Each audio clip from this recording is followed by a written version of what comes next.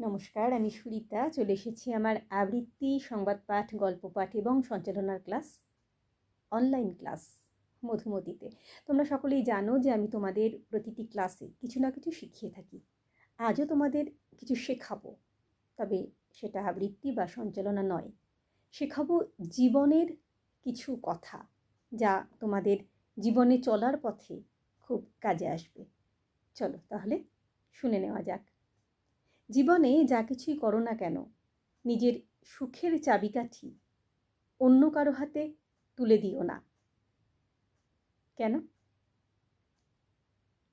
কেন বলো? যে নিজের সুখের চাবিকাঠি অন্যের হাতে তুলে কেন দেবে না? কারণ তাহলে তুমি তার উপর নির্ভরশীল হয়ে পড়বে। কারোর উপর বেশি নির্ভরশীল হয়ে পড়া একেবারেই ভালো নয়। সেটা তোমার জীবনের ক্ষতি করবে।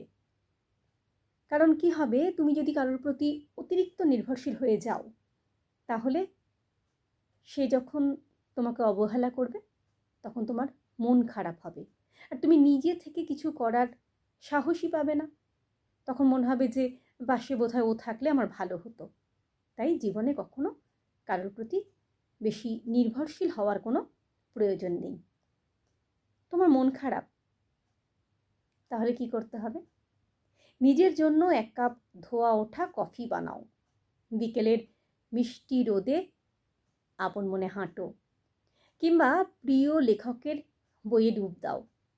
যদি কোনো সৃজনশীলতা তোমার মধ্যে থেকে থাকে, যেমন আবৃত্তি, গান, নাচ, যে কোনো কিছু যেটা তুমি ভালোবাসো করতে, তবে সেটাকে তুমি সঙ্গী বানিয়ে নাও।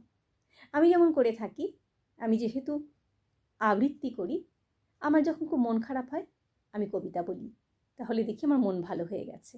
বা যখন মন খারাপ লাগে, যখন একা লাগে বড্ড, তখন আমি একটা সিনেমা দেখে ফেলি, তাহলে কি হয়, আমার মনটা ভালো হয়ে যায়।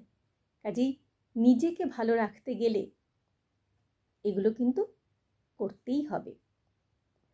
আর আমরা দেখো অনেকেই করে থাকি, যেটা এখন ফেসবুকের এই সময়ে, যে অন্যকে ব্যঙ্গ করে স্ট্যাটাস দেওয়া। এটা খুব খারাপ। কাউকে ব্যঙ্গ করার প্রয়োজন নেই।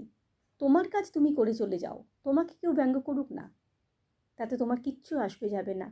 সেই ব্যঙ্গই কিন্তু তোমাকে জেদ দেবে ভালো কিছু করার। আর একটা কথা, কখনোই সোশ্যাল মিডিয়াতে, বা শুধু সোশ্যাল মিডিয়াতে নয়, কোনো বন্ধুবান্ধবের কাছেও নিজের দুঃখ দুর্বলতার কথা বেশি করে প্রকাশ করবে না।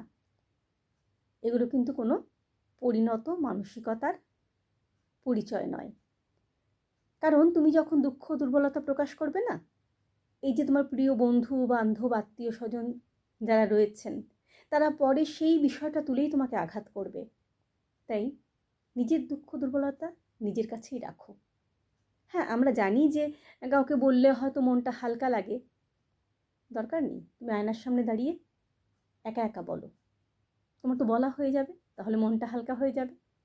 আর আয়না কিন্তু তোমাকে কখনোই আঘাত করবে না, তাই না? তাই কি বললাম, দুঃখ দুর্বলতা সোশ্যাল মিডিয়া কেন, বন্ধু বান্ধব আত্মীয় স্বজনদের কাছেও প্রকাশ করো না।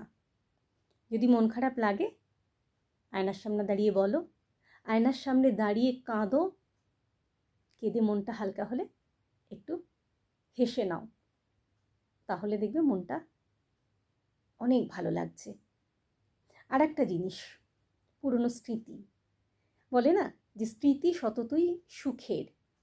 তাই পুরনো স্মৃতিগুলো মনে করে হাসো, যে কত আনন্দে তুমি আগের দিনগুলো কাটিয়েছ। যদি দুঃখের দিনও কাটিয়ে থাকো, একবার কেঁদে নাও, তাহলেও দেখবে মনটা হালকা হয়ে গেছে। নিজের সঙ্গে এমন একটা সম্পর্ক গড়ে তোলো, যেন তোমার দুঃখের দিনে কাউকে না পেলেও তোমার কষ্ট না হয়।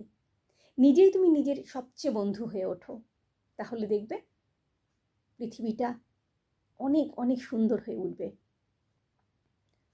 আর যদি কোনো কাজে সফল হও, সবার আগে নিজেকে পুরস্কৃত করো। কেন বলো তো? তোমার সফলতার সবচেয়ে বড় কাণ্ডারি কিন্তু তুমি নিজে। তুমি যদি নিজে উদ্যমী না হও, কখনো তুমি সফল হতে পারবে না। তাই নিজেকে পুরস্কৃত করো, নিজে একটা চকলেট খেয়ে নাও, দেখবে মনটা ভালো হয়ে গেছে। আর যদি ব্যর্থ হও, নিজের সঙ্গে একটু অভিমান করো, কিন্তু হাল ছাড়বে না।